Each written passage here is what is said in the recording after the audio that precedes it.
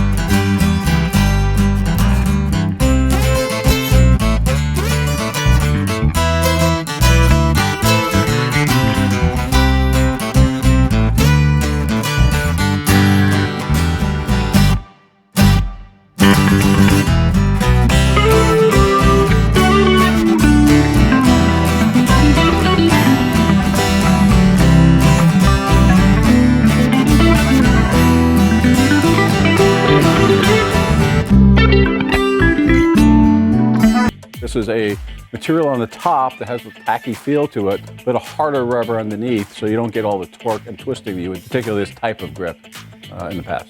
I didn't think I'd like them, but I love the things. Basically, everything in my bag now is Super Stroke, but I really like these things, and they're great for my game, and they feel good. And that's a Traction Tour Club Grip.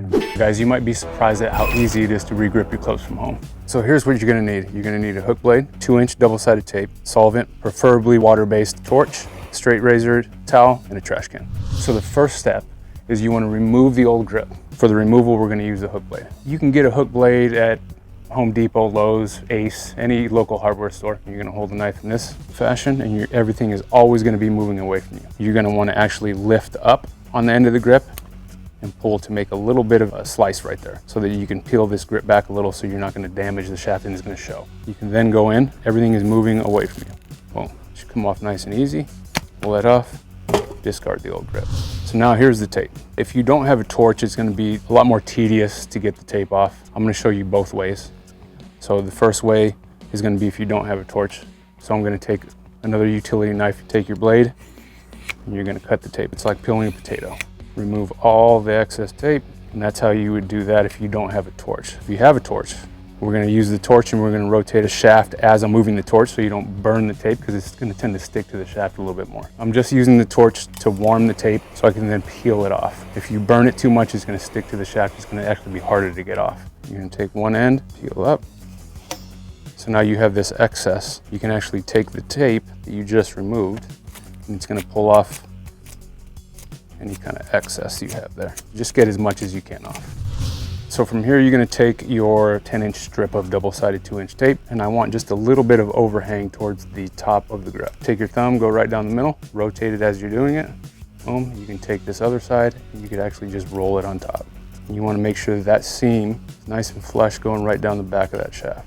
Smooth it out, perfect. So once you get to this little excess overhang, you can just pinch, rotate, shove it down in the shaft, and you're ready to go. All right, so now is the installation process. So we're gonna put that down. We're actually only gonna spray it in the grip. The holes at the butt end of the grip, we're gonna plug that, flip it up.